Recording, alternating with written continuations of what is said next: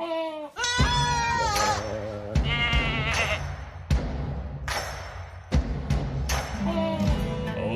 you heard the goats, and when you hear the goats, you know that the goats are there. And that's important when you're in a plague lands, because you need to decide which goat you're gonna eat first. Because there's not any food left. Everyone's going hungry. The water is full of worms and dirt and crap and stuff. But you know what?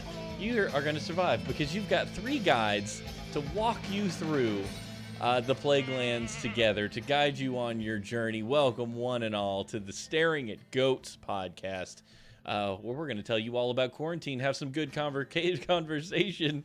We are here with with me, Steven, the one and only Jacob, our chief scientist on staff here at Two Dorks.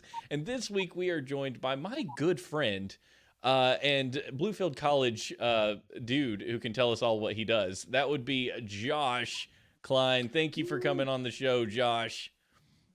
Thanks for having me, guys. Glad to be here. We were pumped to have you because you, sir, okay, for one thing, you're an amazing human being. I could get on the phone with you and we could talk for like 3 days, which is pretty great. And you not break have conversation. no, absolutely not. Like, look, the first time I met Josh, it was like, this is my friend forever, and I know that right out the gate. But yeah, so we're excited to have you on. We're excited for your perspective. But to kick us off, why don't you tell us a little bit about you and how things are going for you?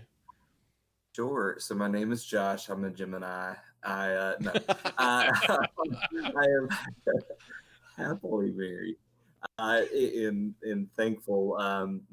Peyton, my wife, is upstairs putting our 2 boys to bed so that I can hang with you guys for a little bit, which has been nice because I have been missing friendship opportunities. So when you called, I was like, yes. Sorry, I should be so excited. Yes. So it's been nice to be able to catch up with you guys. But I spent a good part of my career in higher education and really fell into it. I actually shared in a recent team building exercise. We had to give our why. Why are we in higher ed? Why do we like working with students? And it was because of 2 people in the room that really helped choose it for me. They saw my potential and really took an opportunity to invest in me. And so I have been working in higher ed for some time now. I've spent time in the advancement world, which covers things like alumni relations, fundraising, public relations, and marketing. And so I cover a lot of those things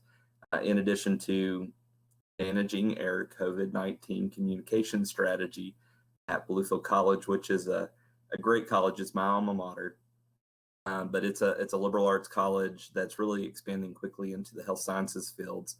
We are partnering and merging with a family of healthcare schools that include the pharmacy school and an osteopathic school of medicine in Virginia and Southwest Virginia, and really looking to really tackle healthcare needs in Appalachia in the next 100 years. So our centennial is 2022, so we're gearing up for that, and that's really exciting too. But my why in higher ed is I've always loved the opportunity to see potential.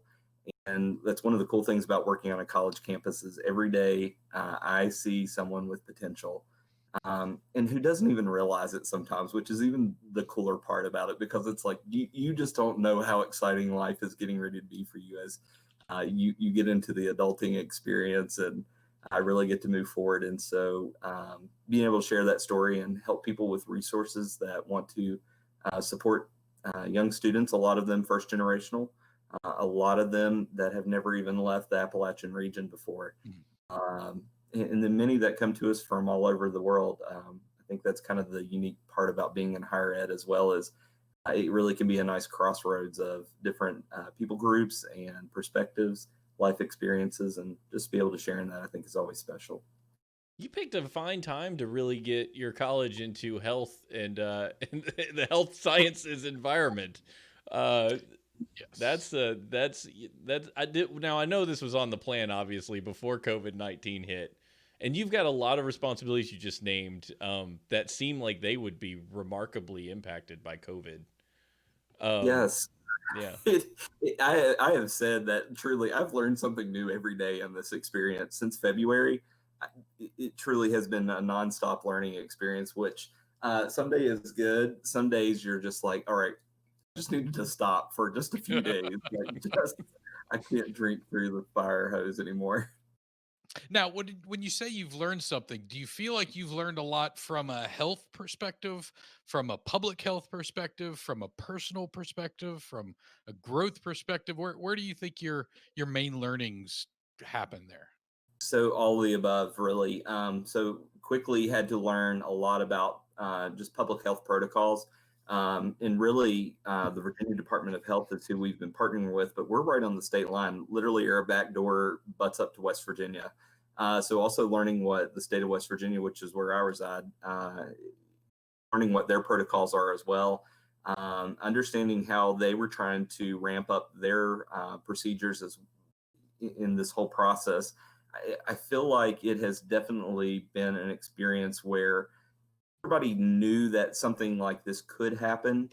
It's not that they weren't prepared, it's just we weren't prepared exactly for this. And so you have to take what you have and kind of begin to alter it as you get started, and then as you learn more you continue to change. And especially in trying to educate college students about we are at in our own decision making process. It's like some days we're just trying to get a grasp on what the newest protocols are, because they change. And an example I'll share of that has been with singing. We originally were told, as best as possible, our choral and music programs, if they can practice outside through these months as we're returning back to a seated instruction period, that'll be best. And we had a small outbreak in a choral class where they were doing a recording. I had to be inside for the recording because obviously outdoor noises tend to pick up in a mic. Hmm. Um, and it took one person, but the protocol we thought was 6 feet. That's what we had been told for everything. It's not actually. Protocol that Virginia Department of Health had shared with us was if you're singing, it's recommended to be 10 feet apart. And that still may not be enough, which I think is part of the conversation around the plexiglass shields at the debate tonight for the vice presidency. Uh, so I really think that it is a constant taking what you know and improving upon it on a daily basis, which hopefully is a life lesson that we all take for not for granted, but for understanding that that's a great practice. You should never settle and never sit still. And I do think that's also one of the things I like about being in higher ed is just seeing the change in technology and Yeah. delivery platforms and available applications, new teaching models, processes. Generations change. Gen Z is nothing like any other generation that has been in college before, and their priorities are completely different than what even ours were as millennials. So it really is a good life lesson that you always need to be learning. You always need to be able to pivot. Your ability to pivot, I think, is what will make you successful in life. Because even if you're standing still, you're falling behind because other folks are pivoting. And I know that's kind of a cliche line to share, but it's something that we've really tried to embrace in this process. Spoken like a true leader in higher education. Listen to you, Josh. You're like amazing. Now, correct me if I'm wrong, but West Virginia came out strong, like at the beginning of this, back in March. I mean, Jim Justice. I think Jim Justice is the governor, right? Right. Right. He came out and basically said, "Okay, we're going to shut down. We're going to come out as strong as we can. We've got one case, and we don't want to make it two." And what was the overwhelming, or what was your opinion, or maybe the area that you live in? How did you guys respond to that kind of a strong initial reaction to COVID? So we we tried to be, and I really take my own personal experience as one that's maybe a little bit more unique from what the areas is. So I'll start with the area, and then I'll kind of dial back into my own experience. Um, the area as a whole, we saw restaurants shut down. We saw a changeover in the way all programming, anything that was on the calendar, it was canceled. Peyton and I were actually supposed to go to Charlottesville for a country music concert, and we still went to Charlottesville even after they canceled the concert in late February. Uh, and it was like a ghost town walking around Charlottesville, which was the weirdest thing because Virginia had started shutting down and putting their protocols in place as well. And it really was the last weekend that you had the ability to go anywhere and do anything. And it almost had that ominous feeling of, hey, what's happening? But I think we all learned to adjust. I was really impressed because I saw a lot of folks in our local community really try to support local business. So there was a real good effort to do the curbside carry out in a touchless manner, really make sure that we're ordering from local restaurants on more than one night at a time for dinner to be able to make sure that they were still financially stable through this. It was really nice also to see um, different organizations kind of step up and take funds that they normally would have spent for different events through the year, and they actually made those into donations for frontline workers. It was one of the things that I loved more than anything was I saw a couple of civic organizations multiple times buy lunch for the grocery store workers in our community. Those kinds of things, and realizing that everyone has value through this, I think is something that I saw the best of in our small community. I really did like that. But for us personally, as a family, we're kind of homebodies anyway. I mean, we Mhm. do go out, enjoy going out to dinner every so often, but with two small boys, especially during the wintertime when cold and flu and all of those things are still kind of prevalent, we really continued to work. So I was deemed essential for my position, and Peyton was as well for her position as a pharmacist in the community. So we both continued working, and we were fortunate that our babysitter, our boys were the only ones that required care during the period of time. So it was just them, and they're an elderly couple that have kept kids for over 30 years in their home. And they said, look, we're not going to have anybody else. We're not going out anywhere because we need to be safe for our own health. But we'd love to be able to do that for you. And so, I mean, even that kind of response to us, because we were both working extremely long hours. I feel like there were weeks that I was working 50 and 60 hours just trying to pivot quickly because you didn't know what the next day really held, and especially when we left and went remote for a time period and then tried to come back seated instruction later in April, and it didn't work. We weren't able to do it because of just how fast the virus was progressing through communities across the nation. Yeah. We were kind of unique in the fact that we kind of lived a normal lifestyle of going to work, picking the kids up, eating dinner, and just like crashing for the rest of the night and hanging out at the house. So we kind of enjoyed that. Where it hit hard for us though was annually a family trip that we always take is a family beach trip to Hilton Head, and when that was canceled, and we knew well in advance that it was going to be canceled from the timeshare company that we rent from. That was kind of the first reality check of this is serious.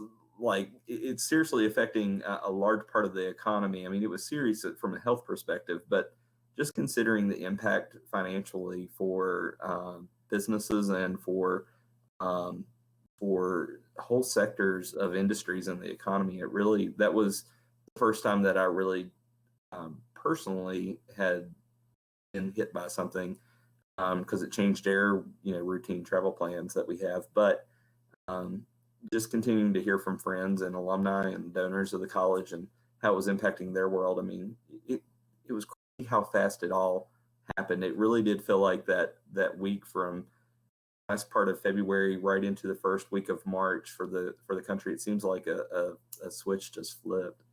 Oh yeah, that week. So it was the second week of March, and that was the last week I traveled.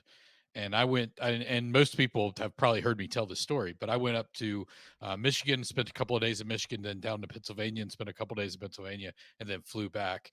And I think I was one of the few people on the flight. There might have been like five of us total. To see Detroit Airport just completely empty, to see Allentown, and I think I went to Philadelphia International as well, just empty. They're dead empty. There's no lines anywhere. I was just walking through without any. It was kind of eerie, and I think yeah, you mentioned it was almost like a ghost town. It just had this. It made you realize that something was about to change. But I think you're the first people, Stephen. Correct me if I'm wrong, but I think you're the first person that we've talked to that actually didn't have kind of this remote option or this ability to maybe modify their work schedule a little bit because you were deemed essential. I mean, for my position, I was deemed essential too, but we were able to definitely switch things up a little bit and work remotely a little bit more. Um, the it seems like you guys didn't have really any time to adjust, and you guys didn't adjust. What was it like going to work every day and you guys were the only ones going to work? So my office is in the former president's house on campus. So the president doesn't live on Nice. campus anymore. So my office is in the old master bedroom of the house. So literally, it's just me in a house all day long. And we use a Microsoft platform right now. We're at this moment we're a Microsoft campus, and so we utilize Teams for just about everything. Mhm. It was amazing. We literally went from never really using Teams and really just using Outlook in the Office 360 kind of platform to I live off of Teams now on everything that I do. Every meeting there is a Teams option to be on, and so it was funny because that literally happened overnight. And at the time I had two individuals on my team who I was really worried about. I was like, they are not going to do well with this. This is not going to work out well because the rest of my team was working remotely from home, at least in my department. And there are seven of us in the office, including myself. And I was like, this is not going to work out. And I was just impressed at how quickly folks just adapted in their area. And I think being in higher ed, it helps because we have an IT staff that is readily available to do personal consulting, and we had a couple of webinar days where we do training and additional in-depth looks into how do you really get the most out of your digital platform while you're here. But from a fundraising angle, I mean, literally, my office is nothing but personal visits with folks. So to go from we completed one series of trips. I'd just gotten back from the legislative sessions in Richmond. So we're coming off of all of those kinds of big banquets and all of those type things, coming to where we didn't make visits or fundraise. We paused all of our fundraising until Easter, after Easter weekend, Yeah. just until kind of knew what the scope of this was going to be. And so shutting down a significant part of the revenue service for the college was a scary decision, but we just thought it would be pretty tacky to do it while people were hurting and people were dying, people were losing jobs, and the economy was just upside down. So that's a good point. Uh, we've talked on the show a little bit about altruism and how charitable contributions are down significantly and contributions in general are down significantly. What kind of impact have you guys felt from giving? Because a lot of your revenue comes from pure giving, right? So we're a tuition based college, fortunately. So here's kind of the financial backstory for operating a college through a pandemic. Um, There's a book title right very there short. for you. I know. Hold on, wait. All right, we need to take some notes, guys, so we can Yeah. market our next novel through Coach Dragonship. I haven't been published yet, but maybe here we go. No, just kidding. No, the reality of higher ed is there are two main revenue seasons in the fall semester start and in the spring semester start. And in there, then there's little hiccups. I mean, we run 6 starts with our online program, and then have summer programming and different opportunities there that we draw on revenue, rents, things like that from use of campus. And then giving, which is pretty year round. But even giving has its own cycles. There are ebbs and flows of when you ask for charitable contributions. Um, and so we were fortunate that we had just come off of a high revenue season in January, pulling in revenues for the start of school. And so as we looked at things, we were like, we can probably weather this. This may not be that bad. While giving may be impacted, do okay. We think we can survive and not have to furlough anyone or not go through a lot of headache and trouble. And a lot of the CARES Act work that was going on at the time really provided a lot of safety net for us, and has been, to be quite honest, for us. It allowed us to finish the year in a healthy financial position. If we wouldn't have had the CARES Act money, we would have not finished in the black, Mhm. which I don't think I'll get in trouble for saying with my team. But it's just the reality of when you have to change how you're operating and things that you normally take for granted. So our minor league baseball team stays in our dormitories through the summer. That's a revenue that was lost because baseball went Yeah. away. Oh yeah. When you have giving decline because of the current situation that many individuals find themselves in, either without a job or with reduced hours, or if they're owning their own business, maybe their own business has been impacted. So you really have to weigh that out. But we were fortunate in that we had that, but we did offer uh, a refund. I won't say a refund. We didn't call it a refund. We offered a credit back to our students. And if you were a graduating senior, we actually cut you a check, but we didn't offer it off of tuition because we never stopped offering tuition. We're fortunate enough that we're a small school, so about 1,200 students, 500 of which are living on campus every year, and probably another couple of hundred of those are still undergraduate, and the rest are graduate online type students. Um, we were fortunate that the cost savings that we pulled from not having to serve meals, so our meal plan arrangement changed with our food service provider. Um, Savings to our utilities from not having that many people flushing the commode and having lights on all night long. That actually shows up in the bottom line. So Yeah. we promised our students at the end of the semester we would really look at what our cost savings were, and after we had made sure that everyone was taken care of from a staff perspective and that we had met our obligations, any cost savings left we would pass along, which actually ended up being a nice healthy credit to everyone's student accounts for this semester. And um, that's not always an easy decision to make because I think you all have probably seen the headlines and articles about tuition refunds and items like that. But one of the benefits of having an online program is we can move to an online platform very easily for any class. And so we did that for all of our students. So they didn't get pass or fail grades unless they opted to take a pass or fail. We offered them full credit for their class, so it's not like they lost anything in their education process. Yeah. And that was an important part for us. And see, that's something different that I think we've heard from a lot of universities around. I mean, we live in University Central over here, and it's been a significant departure from what you just described. Now, Josh, I don't want to get into the financials or anything, but I've always heard that you lose money on housing, or you lose money on tuition, you break even on meals, and you always make your money on housing. And that's kind of how universities work. And then, athletic programs and usually take care of themselves, um, depending on how big of a university it is, and blah blah blah blah blah.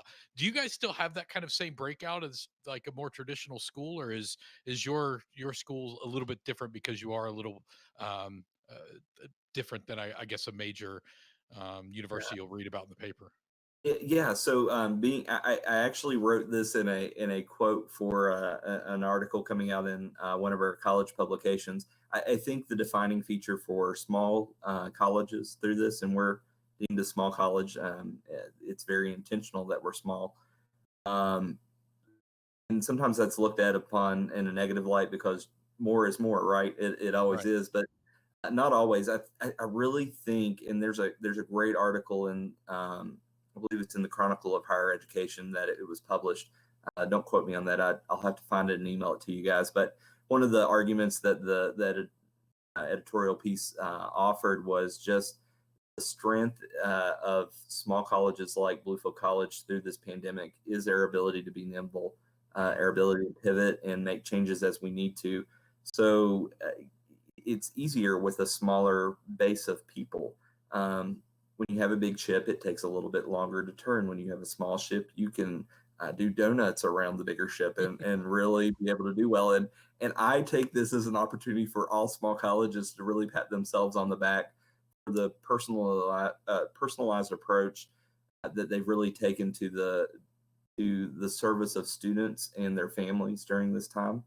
I think that's something that is a differentiator for us as a business, something that we can offer that Virginia Tech or West Virginia University or East Tennessee State can't offer a family. And we actually had families seek us out enrollment period because we were still choosing to go through a seated instruction period. And that was our priority because for a lot of our students, where they're at in their needs and their individualized education plans that they've brought from high school over, seated in person, face to face instruction is actually one of the better learning styles for them. Yeah. And we're really intentional about that. And so that we started in July, getting our plans approved. Actually, our planning started in May. I know that I say that, but in July is when we started turning plans into the Commonwealth of Virginia.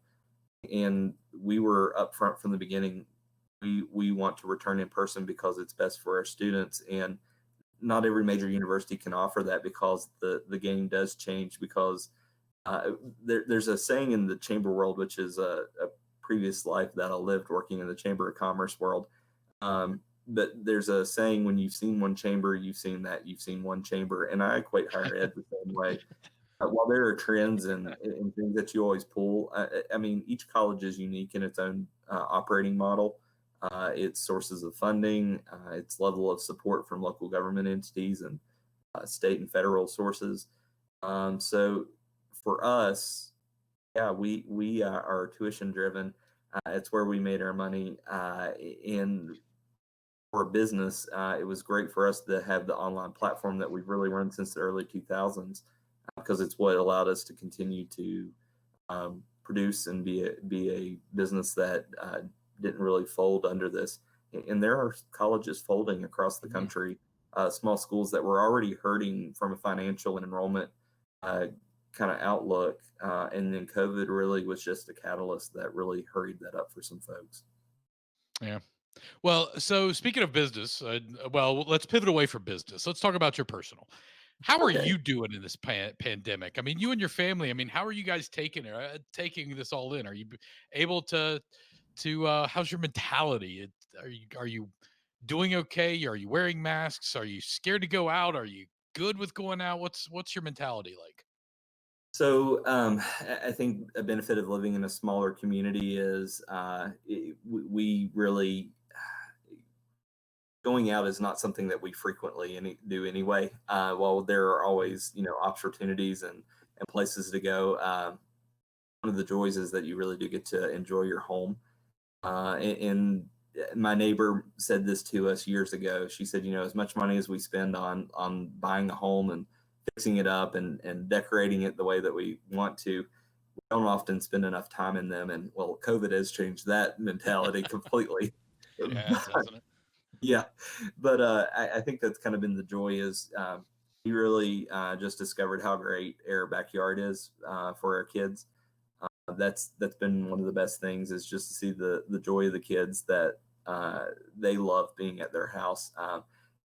My youngest has delayed speech development, but one of the words that he knows is home, home, like Yeah. that. It's exactly how he says it, and they really truly do love being here. And so it's just given us appreciation to know that your home is your castle. It's where you can really find joy and time with your family and Yeah. being there.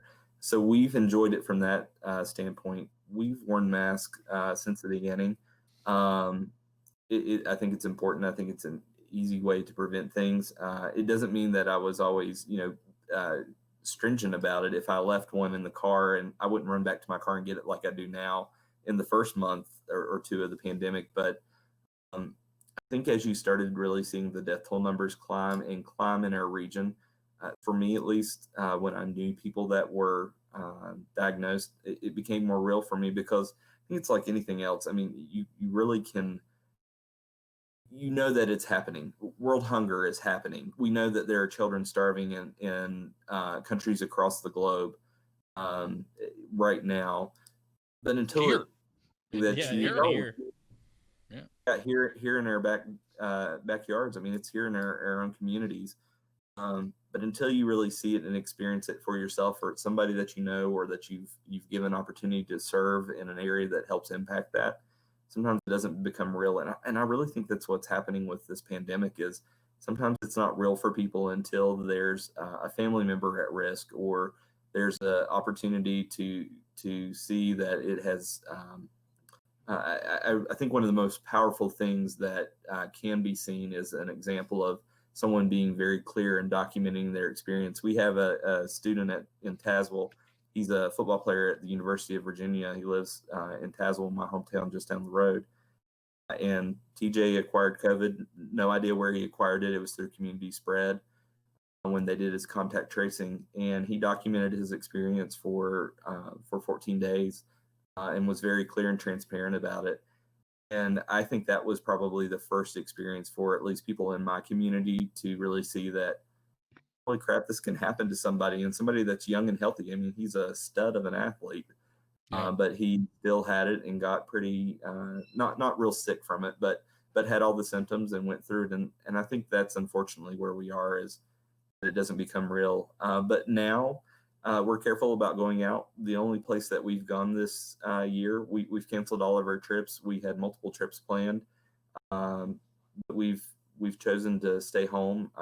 I stand on a platform and a soapbox pretty frequently with their student body on Zoom calls, asking them not to leave the area, asking them to be very conscious of their travel and how they go out, even in our own community here. And so I feel like I have to model that behavior myself. So the furthest we've gone has been down to a friend's lake house for the summer. Nice, sweet lady who lives by herself. We've stayed with her and just kind of experienced being on the lake twice this summer. And really, that's the extent to which we have done anything this year. We've really tried to just be as safe as possible, but just be smart. One of the things that I loved most that this lady said, she said, I'm not looking for it, but I'm not running from it either. I'm still going to go to the store. I'm going to do the things that I need to do to provide and take care of myself.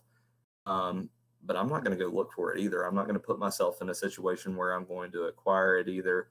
And I think that's kind of just been our philosophy as well, is just be smart in everything that you do and understand that it can happen anywhere, but it's not stopped us from living our lives here. I mean, we went to dinner Saturday night with friends that were in town.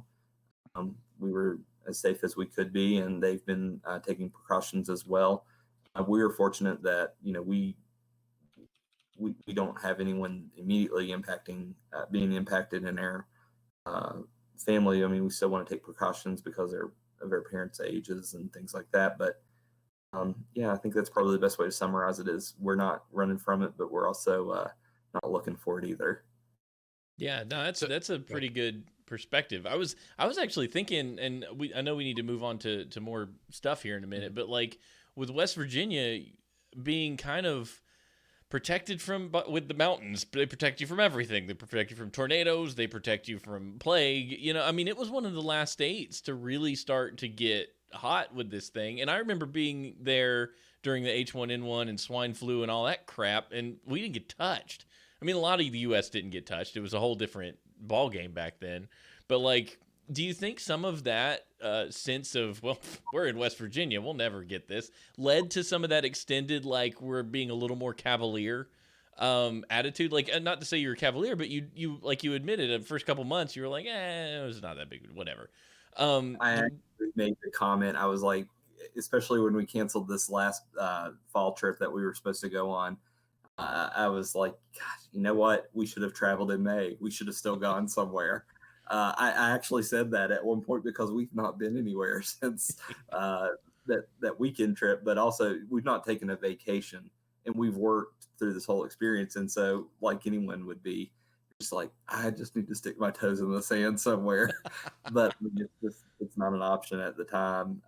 But yeah, I think that leads to a lot of folks in our area, and I'll touch on the whole area on that comment, not just my own self. I think that coupled with we weren't testing as a state as early as we should have. I think that probably played into why our numbers didn't grow as quickly as others. But once we did start testing, and once folks started coming back from trips to Myrtle Beach for a quick trip out for vacation, or going to Florida, or even something as simple as just catching up with family, and then I don't know this, but I've always assumed. So I also chair our local tourism committee for our Convention and Visitors Bureau here in Mercer County, and my thought has always been too that the state is a beautiful state to come and spend time in. It's a beautiful place to be outdoors. Um, but you're still going to eat. You're still going to go to the gas station. You're still going to stay in a hotel. You're still going to, be at a campground where you're interacting with a ranger. So I can't help but feel like some of the spread too was from folks outside their areas looking to escape to West Virginia. There were a number of friends and family that we know that have come home as they were either laid off or working remotely. They've chosen to do it here with family versus staying in a small apartment in California or in New York City or somewhere else like that. Sometimes it's easier to be in a place with a backyard that you can walk down the street. Yeah. I got one more quick question. So Boy. speaking of the backyard, you said you found your backyard this year, and you found that that's a great little haven for your kids. What are some of the things that you found out about yourself during this? I mean, any new hobbies that you've kind of picked up, or anything new about yourself that you've kind of went, holy crap, I've had a chance to kind of find myself a little bit. I forgot how much I love PR work. So I've been managing the plan, and I'm a fundraiser by trade is really what I do.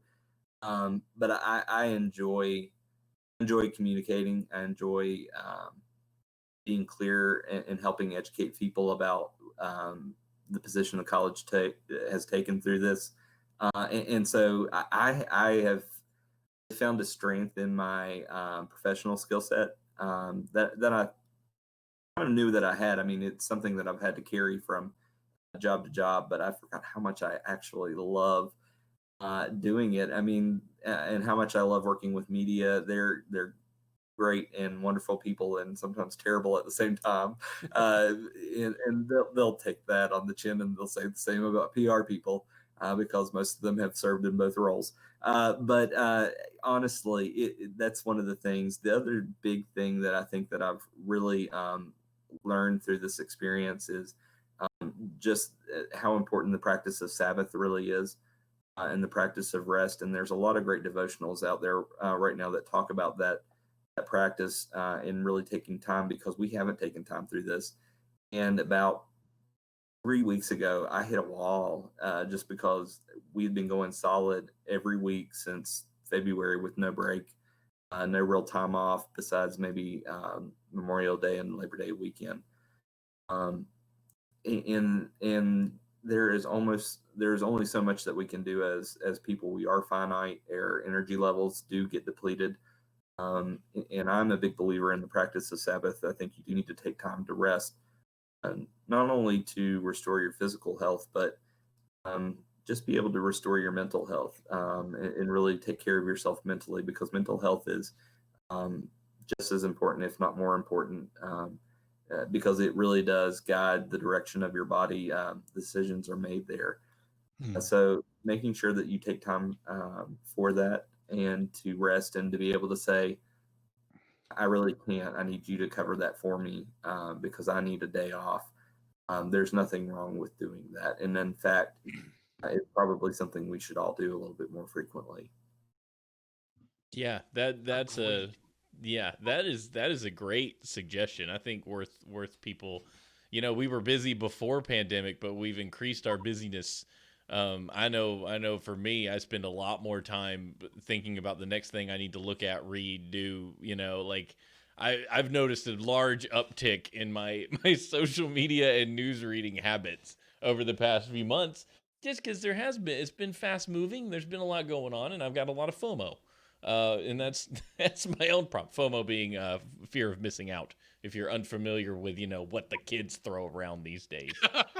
You're gonna throw that at me all day today, aren't you? I'm so hip and with it, you don't even know. You don't even know. I got this. If you want to learn more terms, come spend a day on a college campus. There are things and practices that I didn't even know about. And there's all kinds of shenanigans going out there in the world. And whew, yeah, Practices. practices and shenanigans. I know what he's referring to. I was in college once. Well, so funny story about that, talking about communications in the pandemic era. So here's a fun story because everybody can see through it and they know what it is. Our first outbreak came from a handful of football players going to Radford, Virginia. There's a well-known university in that town, and which has a reputation of being quite the party school. And I'm not naming names, but I think even they would recognize that it has been a history of something that they've had to deal with as an institution. So that's where they picked it up at, was at this institution at a party. And so what we when we had to release that to the community, because contact tracing is something that we've validated and shared as very important, as I'm releasing that to the media, but also to our constituency groups and thinking through that, I'm like, how do you say that? We're a Christian college. Like, everyone knows what college students do, but there's a couple of different ways you can perceive that, and it's not like we want to condone it or say that it happens on campus. It happened off campus at another place, and so There you go. Blame it on them. Yeah, they did it. They did it. But so how do you word that? And so social gatherings. A social gathering in the community of Radford, Virginia, were the exact words that I wrote up in a release. And I was like, you are so dumb. Like, everybody's doing that. So there's your fun COVID story on how you manage expectations, because Baptist schools historically, and there's a lot of teetotalers in our constituency bases for their reasons that they hold true to. And like, how do you be honest but not shoot yourself in the foot at the same time? And that is how. But word choice. I would like you to know, Josh, that this is the first time in Two Dorks history, all the way back to Horseshoes and Hand Grenades episode 1, that the word teetotaler has ever been uttered on a podcast on our network. And I'm just tickled about it right now, because you don't hear it very often. But a teetotaler is like no alcohol, no booze, no engaging in bad practices, quote unquote. But that cracks me up. Fun fact: Angus Young of AC/DC is a teetotaler. Which you really? You would not expect. Lifelong teetotaler. Huh. I think this is the first time constituency has been uttered on this show too. I mean, all I could think about is "Oh Brother, Where Art Thou," where that guy gets up, Homer Stokes, and says, "Is you or is you not my constituency?"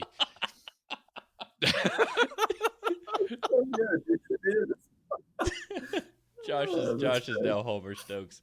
So moving on real quick, we got a lot of show we're rolling with, but I want to go ahead and let Jacob and I roundtable. My roundtable is real quick. I want a refund on 2020. It's causing me anxiety. I want to turn it back in. I want to move on with this and not be a part of it anymore. I was at the store the other day with my mask on. I'm like, I'm going to go to the store, mask on, I'm going to buy some groceries. And I went and I'm like, everybody here has a mask on, and I'm still flipping out. I'm like, oh my gosh, there are people around me. Like, I was breathing. I'm like, I can feel the particulate entering my lungs from other people. I know that's not true, but I've been so isolated for so long and only around people that I love and trust that any stranger I see, I'm like, they're freaking out to contaminate me, and I'm in this building with them. They're going to ruin my life. And it's stressful, and I don't want this stress anymore, and I would like to return this year and do it again differently. Ask for a refund. Yes, I would like a refund. I'm going to get, when I get to heaven, I'm asking God, what's with 2020? Why? What did I do? What did we all do? Oh, no, wait. No, me specifically. Oh, stop it. Go on. Your turn, Jacob. Well, speaking of, Josh made a comment earlier about this becoming real for people, and I think a lot of this week it became real for a lot of people. The president came down with COVID.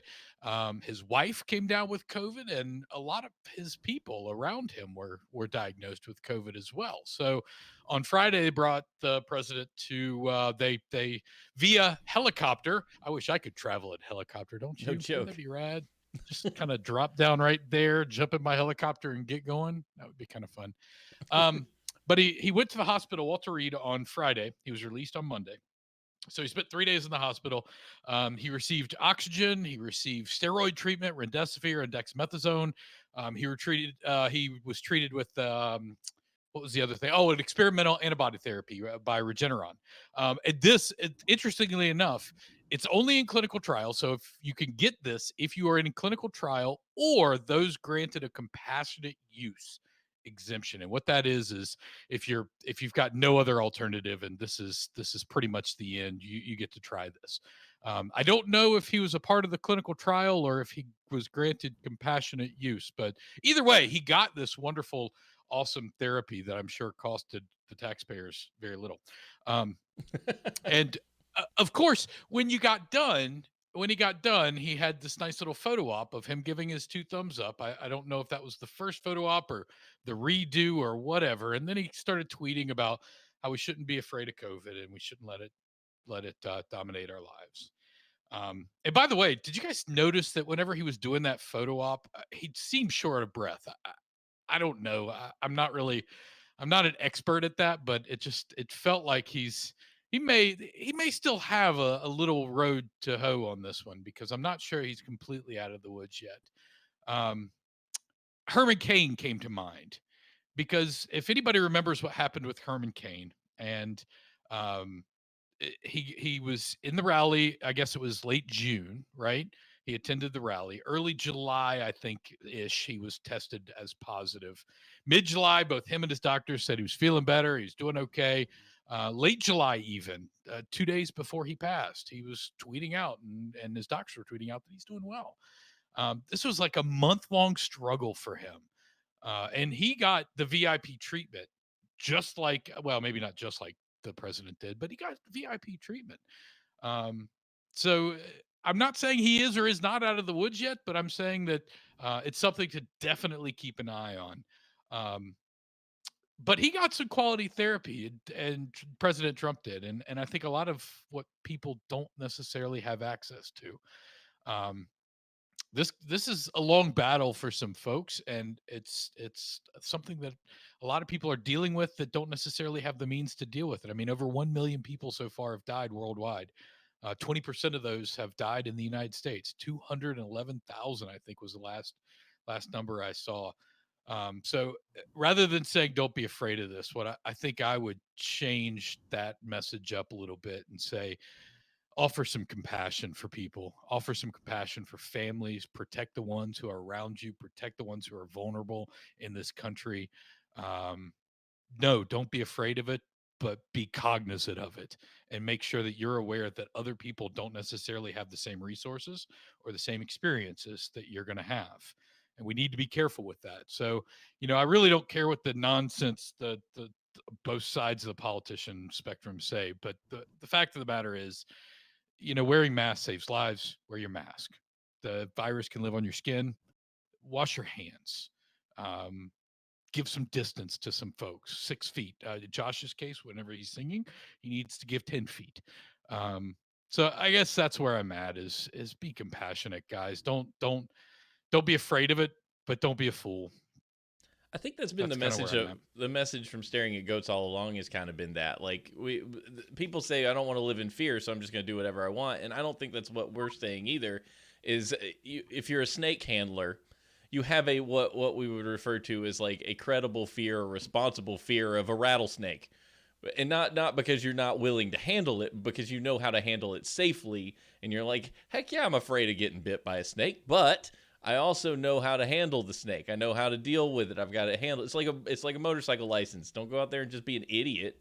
It's just saying I'm aware of how I should handle this vehicle. That's COVID, man. That's COVID. We're not afraid in the sense of like I'm in my house because I'm terrified. It's I'm in my house because I know that the isolation works. I know that the masks work. I know limiting movement to places I don't need to go doesn't just save me, but it saves others. And I think that's the message that we all want to get across, is that even if the president does say, don't be afraid of it, live your lives, I think the message should be, live your lives responsibly for the others around you. Go to the grocery store if you need to go, but be smart about it, and don't go if you don't have to. if you can avoid it or have other options. Yeah, that was good, Jacob. Well said. Well, I felt like we're trying to stay away from politics, and I feel like we can't ignore the fact that the president got it, right? And a lot of the people around him got it. So you just can't ignore it, but I think maybe what we could do is stay above it. Yeah. I think one of the best things that I've heard through this was, and it came from our pastor of all people at our church here in Bluefield.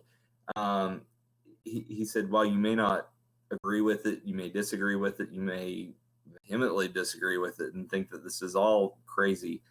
At the end of the day, there's a practice, especially in I think communities of faith, of humbling yourself for one another, and understanding that we are in this together as a group. And that was a turning point for me in really understanding just how important it is that I do approach this with a level of humility and not a level of criticism for folks in positions of authority, or even um, my own community leaders that I'm having to hear from and deal with. Um, there's never been anybody that has really lost out in taking an act of humility. It doesn't always work out well.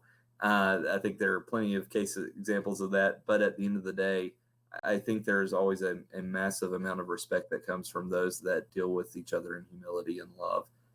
And why is that so hard to take into account as we really go forward? And I think that's just an important way to look at this as well.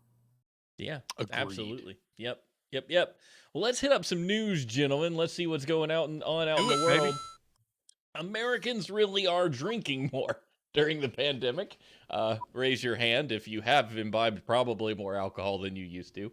Americans are really drinking more during the pandemic. New research suggests that alcohol consumption in the United States rose 14% during the pandemic shutdowns, which I find interesting, as last week we talked about alcohol being an issue and most breweries were going to go out of business. So this is kind of a weird flip. I mean, I still believe that to be true, but here we are. The other one was craft breweries. I think that was very Yes. specific to say, look, the more expensive stuff, people aren't drinking. The swill, let's bring it on, baby. Bud Light all day, Mick Ultra. The most dramatic increase was in heavy drinking episodes in women, defined as 4 or more drinks within 2 hours. Women reported a 41% increase in episodes of heavy drinking in the spring of 2020 compared with their drinking level in spring 2019. I know why that happens. Children everywhere. We've had Michael Pollard, who's a lead author of the study, said we've had anecdotal information about people buying and consuming more alcohol, but this is some of the first survey-based information that shows how much alcohol consumption has increased during the pandemic. Oh man, survey of 1,540 Americans. That's a large sample size. Did they say how many of those were teetotalers to start with that have now fallen off the wagon?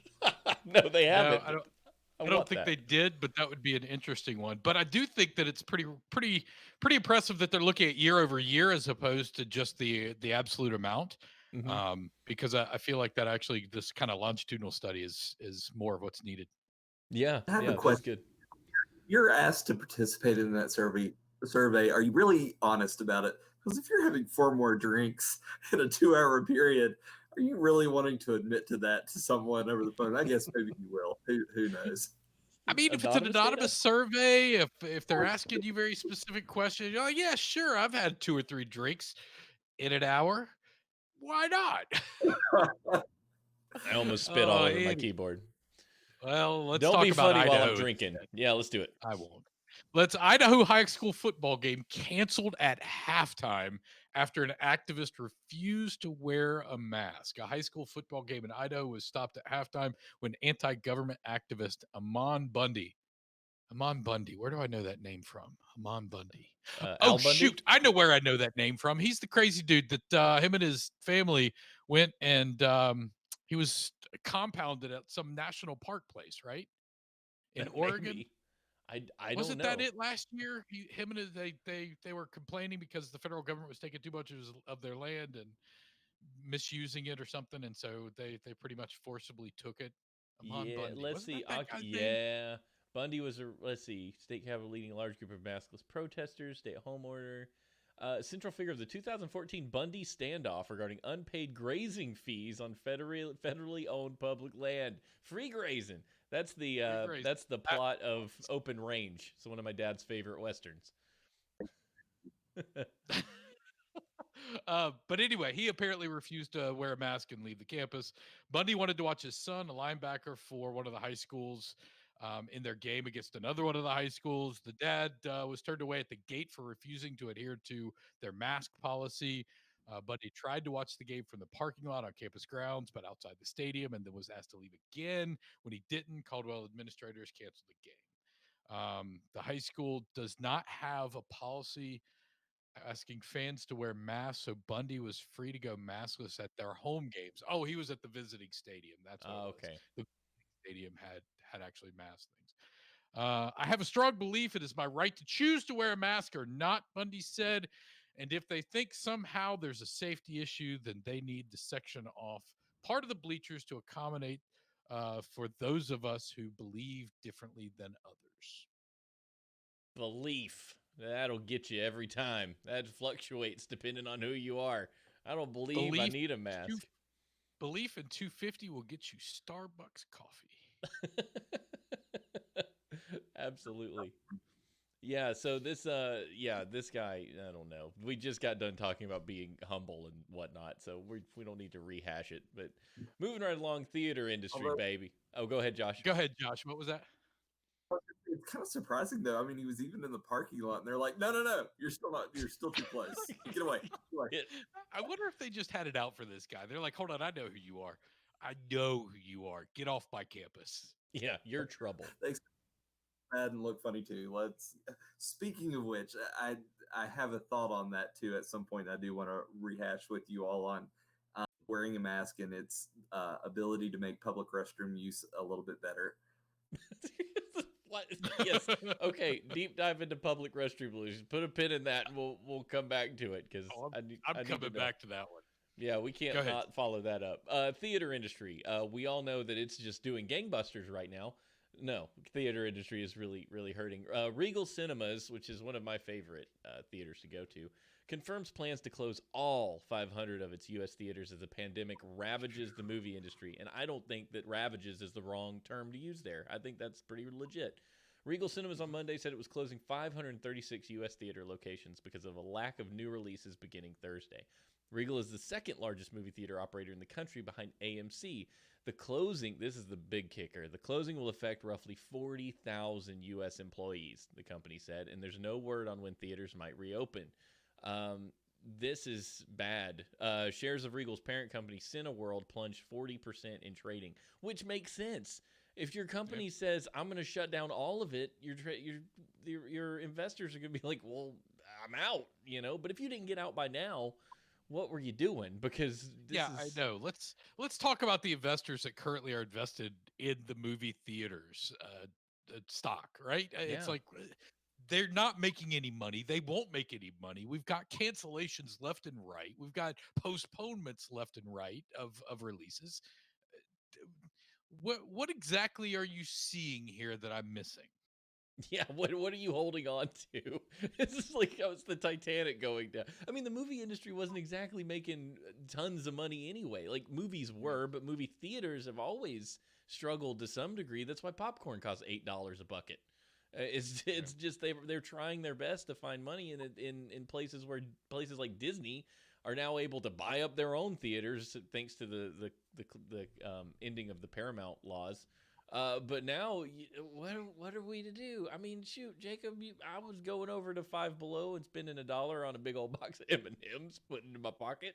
I'm no better than the rest of the rabble stealing candy from the theater. But that's right. Yeah, 40,000 employees, though. I mean, you're talking on the heels of the airline industry announcing. American announced 19,000 employees were going to be let go, and now we've got 40,000 employees. I mean, our economy is, I'm not going to say it, Og, because you're going to hear me say it, but our economy on Main Street's struggling. On Wall Street, it's booming, but on Main Street, we're not doing so hot down here, guys. The stock market is not the economy. I yelled it. I did it for you. Og, you'd be proud. Yeah.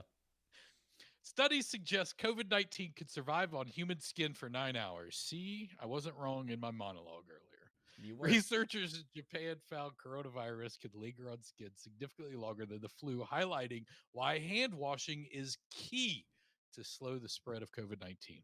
The study suggests that it can live on skin for up to 9 hours. Research from Kyoto Prefectural University of Medicine in Japan found the virus remains on the skin significantly longer than the influenza virus. Thank you for repeating that sentence. These findings support the hypothesis that proper hand hygiene is being repeated as well. When added with mucus, COVID-19 became more stable and survived on skin even longer, up an average of 11 hours. Bottom line, wash your hands. If you got some hand sanitizer, use some hand sanitizer. I mean, that's part of your 3 W's. What is it? Wash, um, wear a mask, and wait 6 feet distance. That's what it was. 3 W's. I mean, this is proving to continue to be tougher than the flu in a sense of like, it's more durable than the flu. It's more contagious than the flu. It's not the flu, and that comparison is bad. Go ahead, Josh. I saw you ready to say something. I was going to say, we actually had this conversation with their neighbors just recently. Just the importance of using hand sanitizer or washing your hands even before you take your mask off, because there are so many people that just take their mask off when they get an opportunity to, if they're going outdoors or they're back in their vehicle or something like that. And they're putting their mask back on at a later point too. And so you're breathing all that moisture into your mask.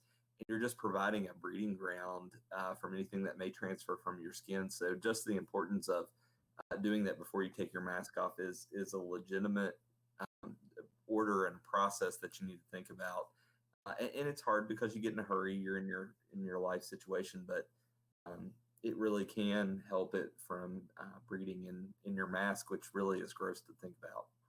I'll give you one better. Here's the reason why you need to wash your hands or hand sanitizer before you take off your mask. You go to take off your mask, and the first thing you do is take it off, put it down, and do this, because any kind of sweat has built up right here, and you're like, oh, I gotta get that off. That's the first thing you do. Everybody does it. Don't pretend like you don't. I see you out there. You do it. I know you do. And if you have dirty hands, if you've touched surfaces, if you potentially have shaken somebody's hand, or if however you've gotten it on your hand, the first thing you're going to do is put it right there in your face, in your mouth, in your nose area to try to wipe off that sweat. Just don't do it. Wash your hands, grab some hand sanitizer, use it liberally. You're making my face itch just talking about it. That's why I had to, like, I was like, oh. It's like that guy that shook my hand with a glove on. We were doing yard work the other day. I'm like, I shouldn't have done that. I was walking around with my hand like 6 feet from my face until I could get to the sink. I was like, that was a bad idea. Like, I kept backpedaling away from him, and he kept just walking up. I'm like, I don't want to be this close, dude. Like, I just want you to take this mulch and spread it. I don't need it anymore, but I don't want your germs. But anyway, Tennessee puts virus test supplies on an auction site. I wonder if that was eBay. We'll find out. Tennessee. Oh, no, wait. Didn't Tennessee have the dude that went around and like bought up all the hand sanitizer and started hawking them on eBay? Yes, you're right. The government can get away with it, but the dude gets arrested. Right. Tennessee officials accidentally listed 13 pallets of coronavirus testing materials and other supplies on an auction site. The state listed items on govdeals.com, a government liquidation website, but promptly removed them Thursday after the Tennessean asked about the auction. Officials told the newspaper the listing was accidental. The auction listing was the result of an internal processing mistake. The supplies should have been stored, but inadvertently labeled as surplus, and so were listed for auction. The auction had received one bid for $150 before the items were removed. Yeah, lots of things I do wrong are accidents once I get caught, too. They must be hurting in the state government of Tennessee. They must be. Well, speaking of... Go ahead, what's that? No, I said those things aren't cheap either. We do rapid testing here at the college. And I mean, tests are approximately $40 a test. I mean, they're not cheap. Very true. Well, speaking of not making any money or making money, debt collectors are the ones who are making bank right now, guys. And apparently they're even filing more lawsuits against people to try to collect even more money. In August, Encore Capital, the largest debt buyer in the country, announced that it had doubled its previous records for earnings in a quarter. I feel like I'm going to get sick. Yeah. It's primarily had the CARES Act to thank. The bill delivered hundreds of billions of dollars with stimulus checks and bulked up unemployment benefits to Americans while easing pressures on them, halting foreclosures, evictions, and student loan payments. There was no ban on collections of old credit cards, though. Encore's specialty. At the same time, the pandemic compelled households to cut spending, finding households with enough money to settle old debts. People started responding to these calls and letters. All of this created a perfect storm from a cash perspective. The CEO of some company said, one of its competitors' companies said, after its record second quarter, analysts expect Encore to blow past $200 million in profits this year and reward stockholders with 40% earnings growth compared to last year. The other company is also set for similar growth. The share prices of both have soared since April lows. These people have dark hearts, dark, soulless hearts. So I read the rest of this article earlier, and they went on to talk about how, the debt collection companies file lawsuits and get people in court and actually go get money and blah, blah, blah, blah, blah. And that's really the main gist of the story, was that they're filing even more lawsuits. They're going to even rake in more money. And I'm struggling with it.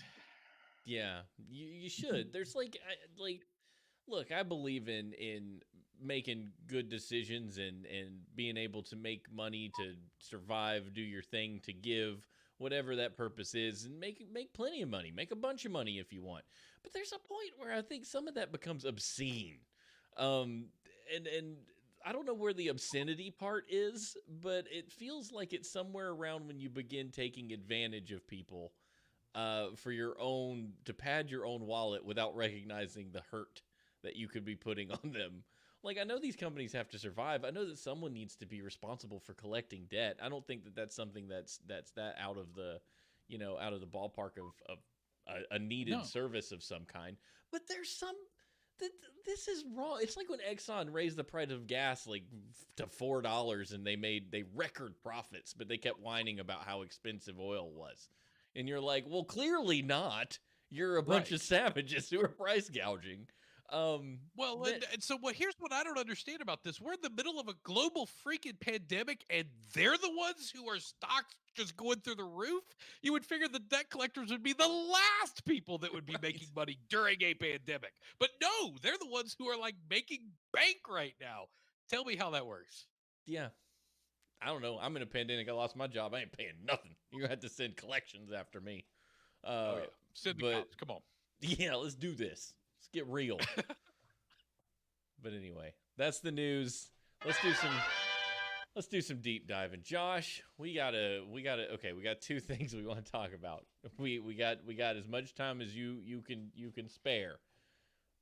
Should we talk about the public restroom thing first? Because I feel like that was a hot topic, and I want to get to that. I think the other one can stand on its own, but this one might be a shorter story.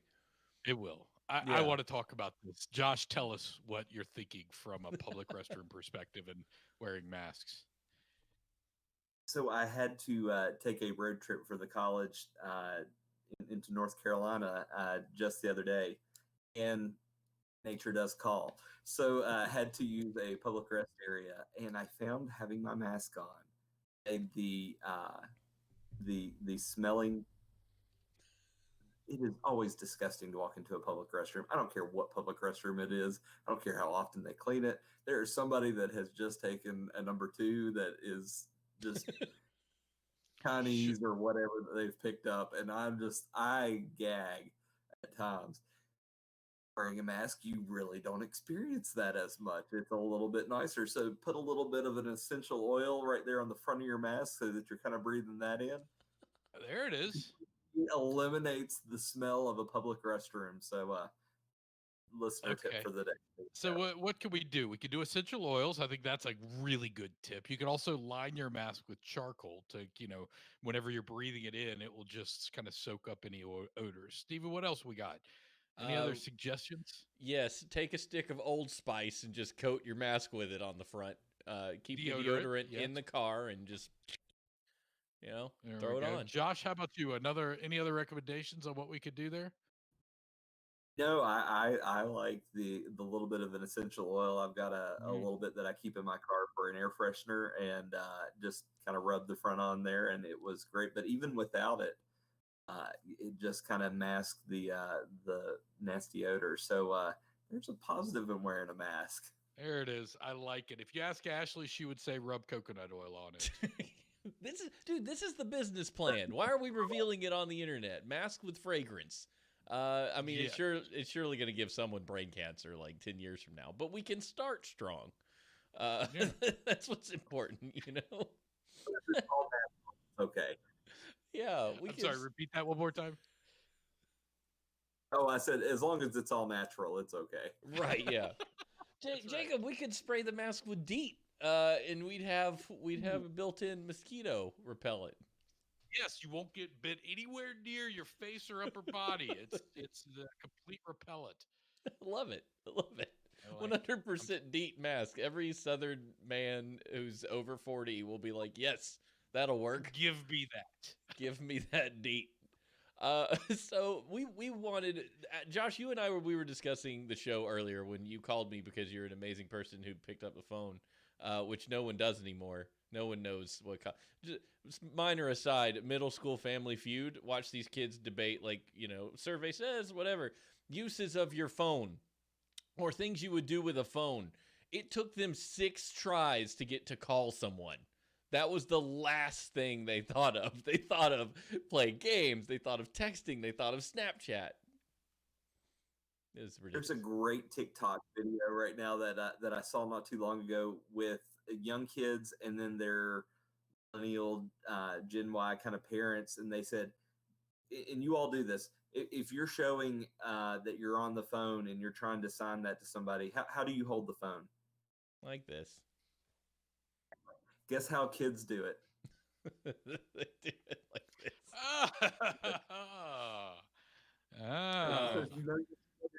Family. Ask them to do it and see what they do.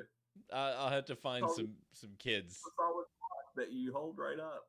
Yeah, that's wild to me. But I have that. So for the audio listeners, that's the flat hand on your face versus the hang loose telephone signal, which is just mind blowing. But whatever. Hang Kids loose are is dumb. the universal telephone signal held up to your head.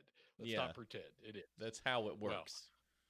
From I guess millennials on up through Greatest Generation. That's probably true. Yeah, probably is. So we wanted to have you on. We talked earlier about wrangling college students into doing what they're supposed to do. And I loved the conversation we had, and we luckily stopped before I learned too much so we could talk about it on the show.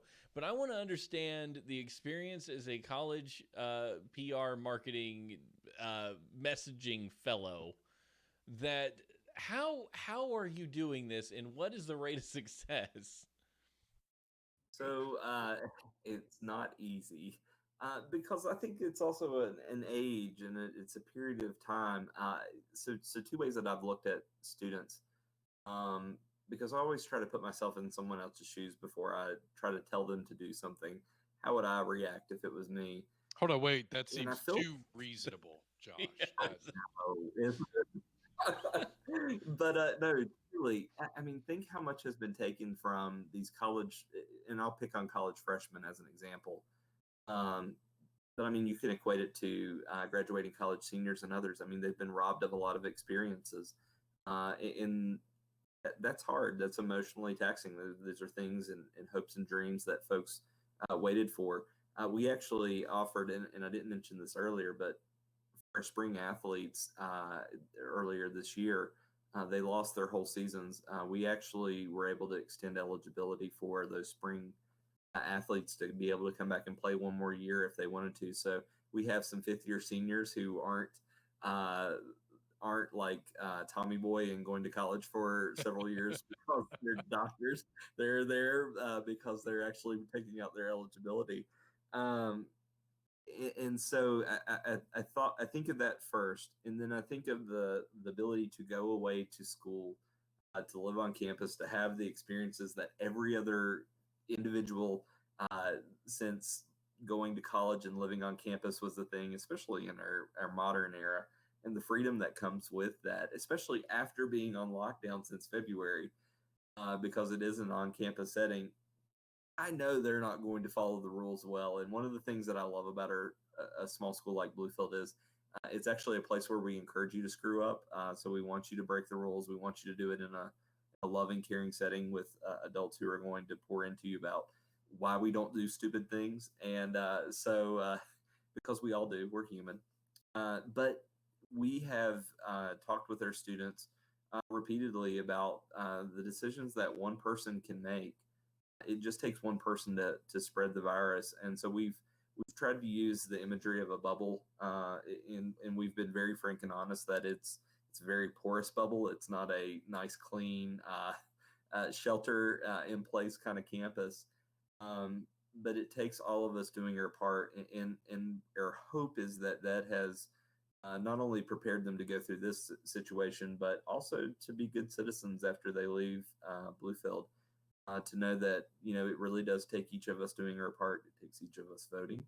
It takes each of us being part of our community. It takes each of us contributing to the things we care about. It's why the arts survive. It's why we have great investment in our roads and infrastructure when we pay our taxes. So it's part about being a good citizen of life, not just in this moment, but hopefully training for the future. And I think that has resonated some. And I think the other thing that we've done is just be very transparent in our communication with students. We have a weekly email blast that goes out from our campus president. Um, we were very intent on deciding that our president would be the person that all messages related to protocols would come from, and we've stayed with that with small variations, just depending on certain areas for athletics and different things. But it really, I think, has helped just to be clear about what our positions are, and so that there isn't confusion about it. And if there is, we have a weekly town hall forum where students, we have a massive Zoom call, and usually it's completely filled out with 500 people. We have some student advocates that are asking questions for student groups, which helps. So you have teams that are kind of watching together, and they have a captain that's speaking for them, which is nice. It makes it easier. But the thing that I have shared out of this with students is they've had one ruckus kind of town hall, and I wouldn't use ruckus. It was our first one, so it was a little bit of chaos in the making, control chaos. It would probably be a better way to say that, not in the making. But after we kind of got the ground rules established and had an order of the program going, it's a really respectful time. And our third core value on campus, we have four core values, but our third one is that we're we're a community of mutual respect. And we really use that as an opportunity to highlight that and share that. And what I shared with the students in my platform section was this doesn't happen everywhere. Like this is not everywhere, but it's incumbent upon us because our mission statement is we create servant leaders that transform the world.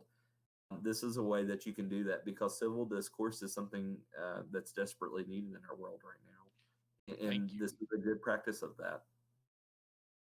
That's awesome.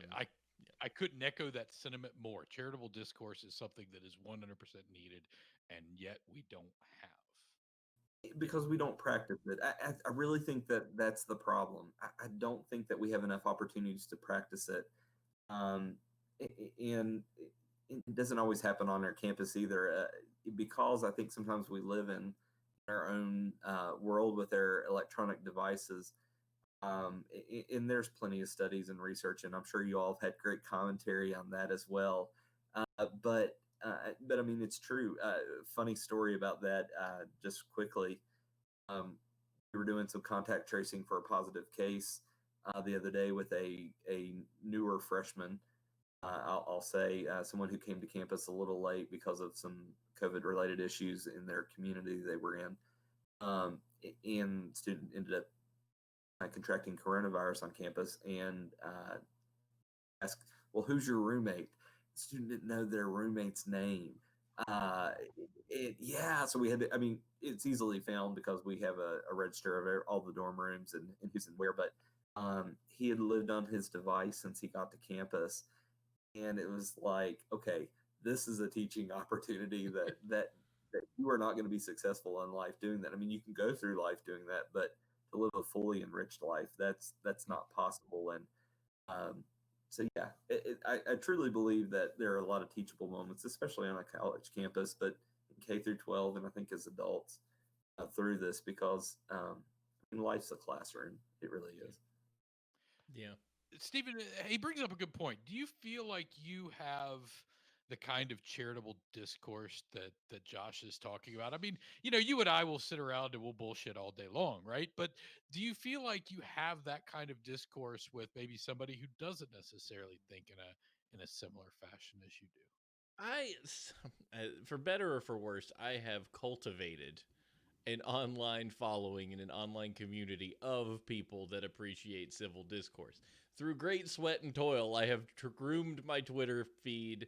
I have unfollowed everybody on Facebook that I didn't want to be offend by not being their friend anymore. I have made my environment one of civil discourse. And I think that's intentional because that's the kind of thing I want. But because of that, I miss out on opportunities like Josh just mentioned of finding people that don't understand it or don't do it properly. But then, on the other hand, I end up on Twitter seeing retweets and stuff from people, and I'm like, this is stupid. Like Travis tweeted one the other day about somebody gatekeeping gamers. You're not a real gamer if you don't play hardcore games. If you play Animal Crossing, you're not a real gamer. And I'm sitting there like, that's the stupidest thing I've ever heard. That's the stupidest thing I've ever heard. But that happens out there somewhere in that world that I don't look at, that I choose to turn my head away from.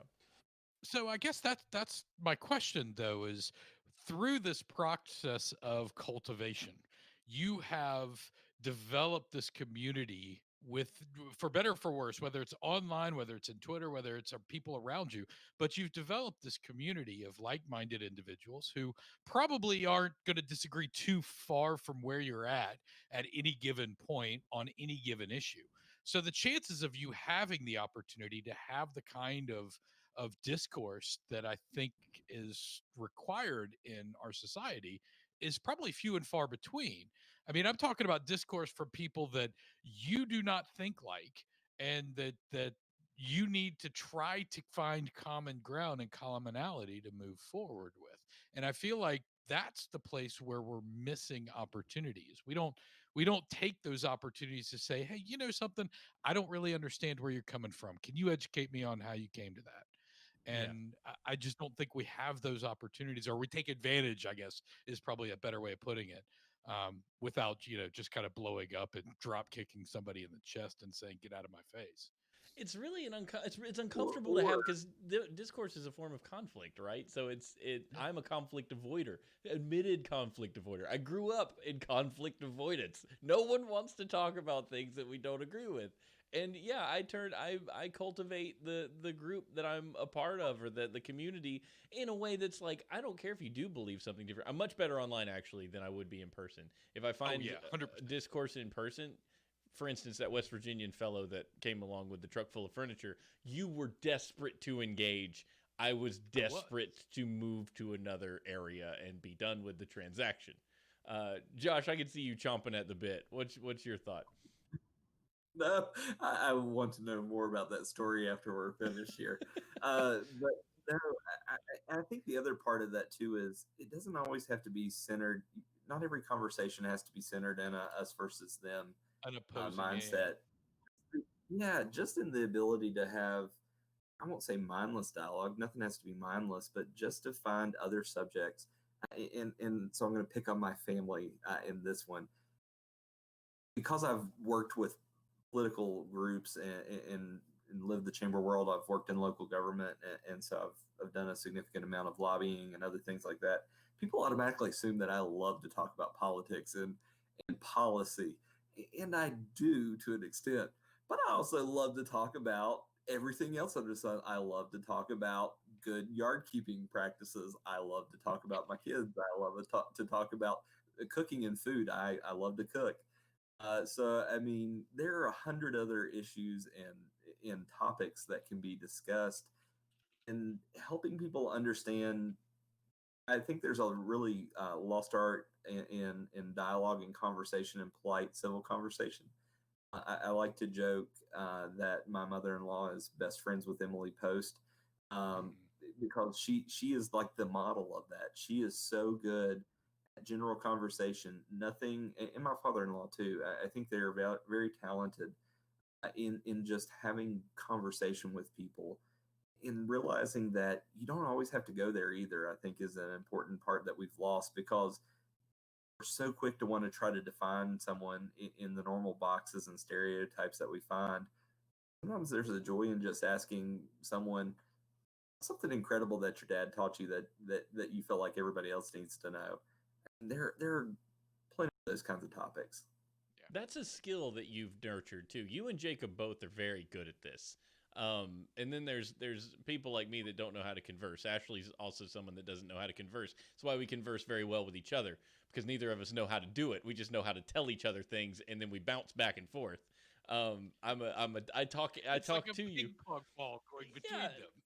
exactly. And to say I don't do discourse at all. I've had wonderful conversation with my buddy Chris regarding both faith and politics, and had long discussions about how that works. It's because I know he's not a believer of a deity, and I am, and those conversations have come up pretty soon after we met each other, which was fascinating to me. And to not be shut down immediately, it was a mutual like respect for each other.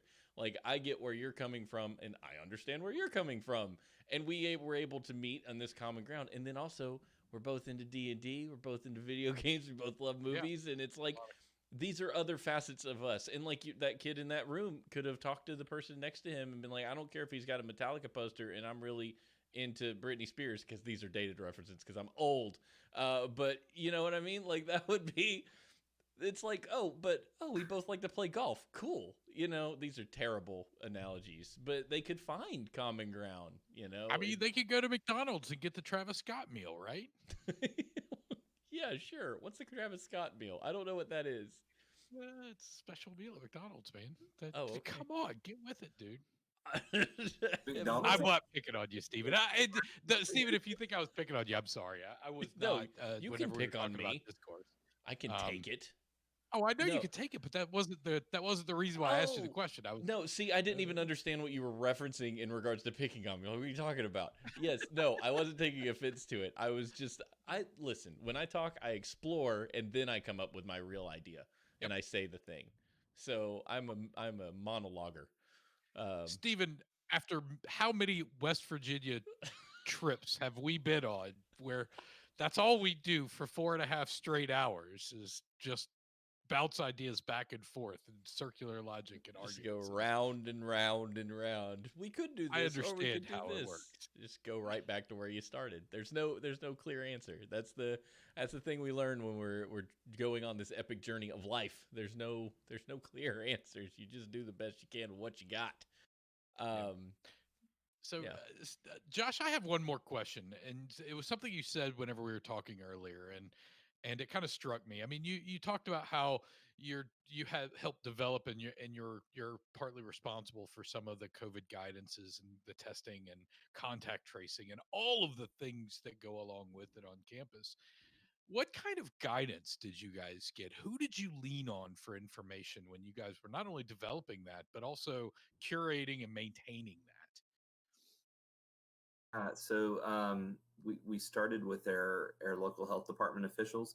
An individual who I've sung praises for repeatedly would be Paige Lucas. She's our epidemiologist here in Tazewell County, in the Tazewell County area.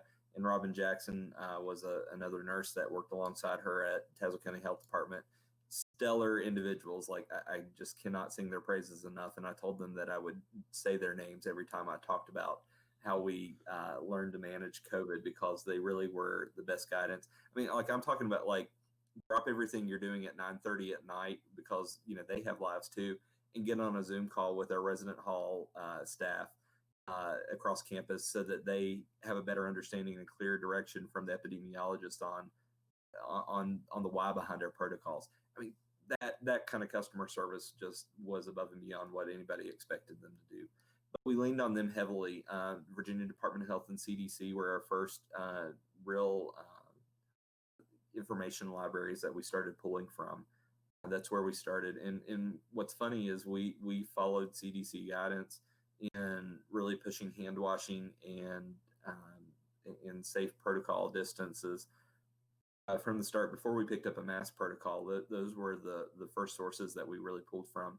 And then from there, we really benefited from our consortiums. So one of the benefits of independent colleges, colleges that aren't state schools, we have our own networks that have been established, and there's all kinds of different ones. So we're part of the CICV in Virginia, which is Council of Independent Colleges in Virginia. We're part of the CCCU, which is the Council of Christian Colleges and Universities. There's probably another C in there that I missed somewhere, but you get the soup. We're part of these groups where we have frequent and often conversations. Our athletic conferences, that's actually probably where we had the most dialogue going on, was through our athletic networks. Because how do you play contact sports in COVID? That's a whole nother long conversation. But leaning on those groups was critical to getting going. And what was nice was those groups identified higher ed as an immediate need, much like nursing homes. When you have that many people living in a condensed area, you're going to have to provide a little bit more guidance and extra direction because things just spread quicker when you're in a higher density area. And I think it's why you saw the spread happen quickly in metropolitan areas first, whereas in rural areas, we really did have a little bit more time to prepare for the virus because population density does play a factor in public health. Oh yeah, 100%. Well, so that's interesting because I feel like you guys really took a very rational and very realistic approach to actually developing this, and you kind of leverage some public health principles to really I guess buy yourself a little bit more time, which is kind of fun, right? I mean that's in real life you don't hear about these kind of things. You hear about mass panic, but really it sounds like you guys didn't panic at all. You said, okay, we've got some things working in our favor, so we don't need to panic because we've got some time here. So one of the things that we did was we developed a COVID communications page. So it's bluefield.edu/COVID-19. Anybody can see our history of communication starting from our first email to the campus community in February as we were coming back from spring break. And we actually had missions teams that were in Spain and Ecuador at that time. So, there was some initial concern because they were coming from Europe, which was a hot spot, not as much in South America. Gosh, I say Ecuador, but I think that's where they were. I know they were in South America. That's bad. I should have checked that. Those were our initial thoughts. But really, watching some of the more populous areas and the universities in those areas. So watching what George Washington University was doing in Northern Virginia, watching what the University of Richmond and schools on the Eastern Shore were doing, as we were able to see how they were going. There was a thought that the schools in Southwest Virginia, so ourselves, Emory and Henry, Virginia Tech was also something we were watching because of just the population density of their student body. I mean, it doubles and if not triples the size of the community of Blacksburg every year when school's in session. Watching those, there was really a lot of thought that Emory and Henry and us in the southwest corner of the state may be the last two standing. As folks were starting to shut down starting in March. And so we just kind of kept an eye on that. And as they were responding, we really benefited because we didn't have any cases in our community. We didn't have any problems. We did shut down outside visitation to the campus. So we didn't welcome in outside guests. We shut down all kind of like lecture series, things like that pretty early on. And we felt like that bought us enough time to really begin even starting the plans for making that transition on to remote, with the idea that, shoot, this might happen for the rest of the semester, which it did. Yeah.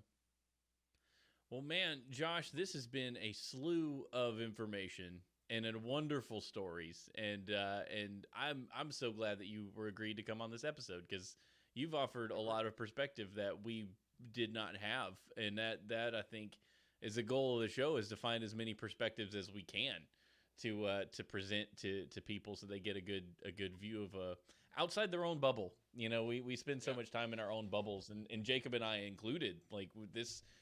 Interviewing people that are outside of our sphere of influence or sphere of whatever are coming on and telling us more about what it looks like to them. And I think that you've certainly been a wonderful guest in that respect. Oh, shoot. Quick guess prediction before we get off. 3 to 6 months, where are we?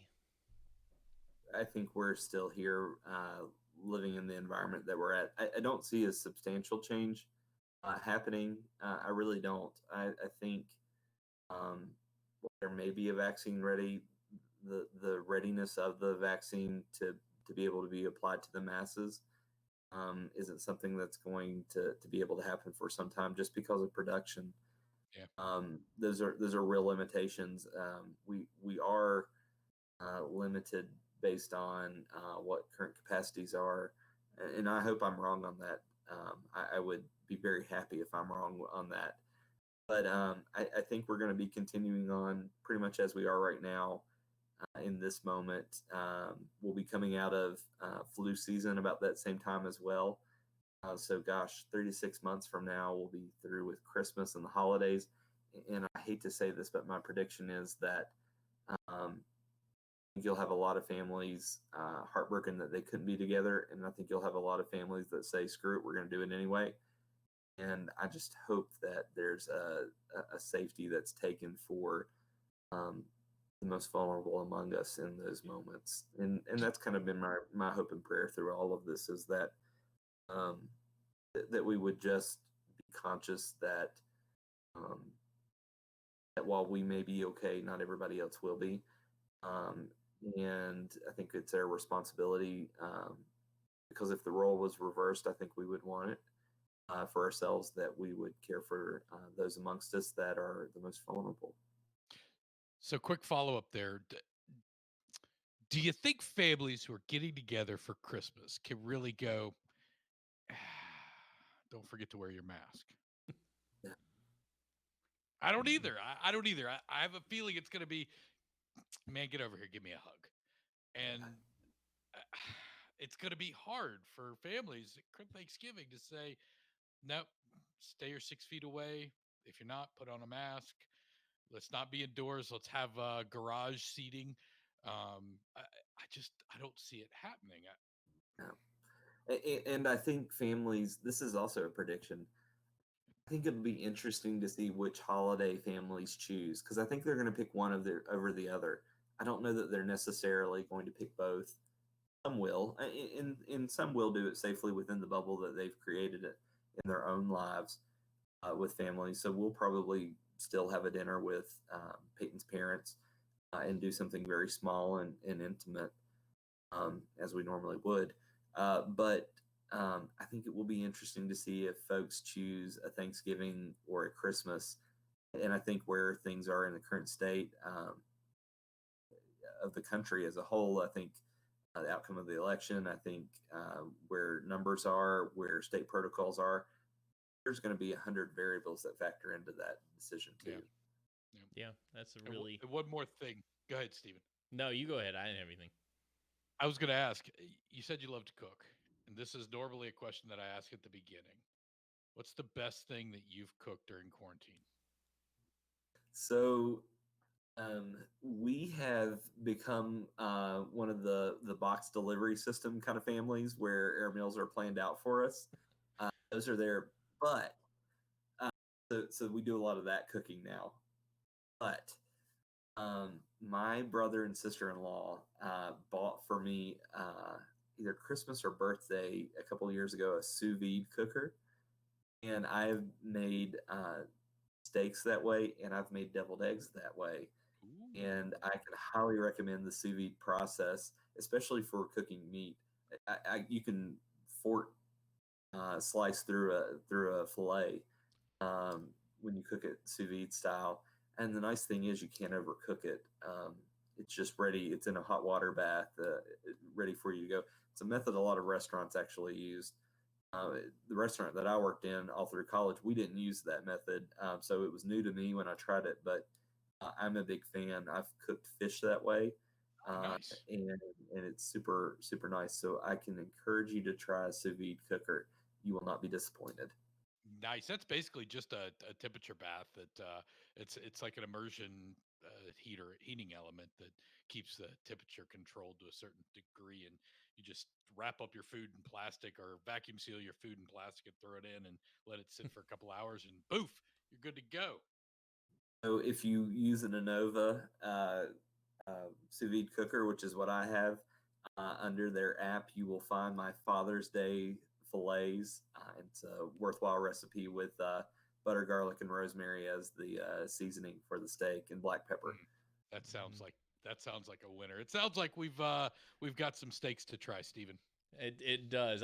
I'm going to wonderfully watch you guys cook while I sit over there with my air fryer, just being excited for my chicken nuggies, because that's what I do. That is, I air fried some pizza rolls last night. I was happier than a pig in, well, it was great. It was, and I'm not even apologizing for it.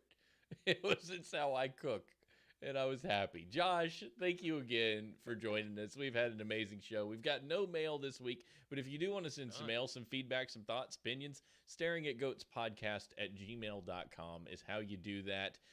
Next week, we're going to be joined by another good friend of mine in the academic sphere. Patrick McGrady will be joining us as a sociology professor. So I'm real excited to talk about like civilization level stuff with a doctor of sociology. I think that's going to be fun. We played in a band together in high school.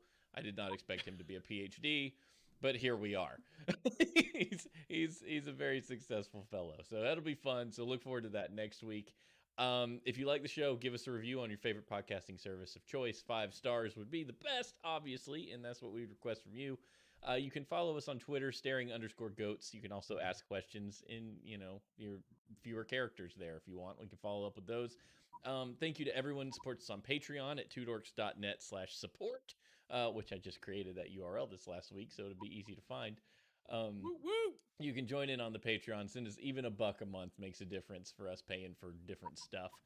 Thanks to our Patreons, Hammer Dwarf, Og, Adam, and Christina of Geekheim, Oddly Normal One, and our infinitely supportive parents for continuing to support us on Patreon. And we will see you guys next week here on Staring at Goats.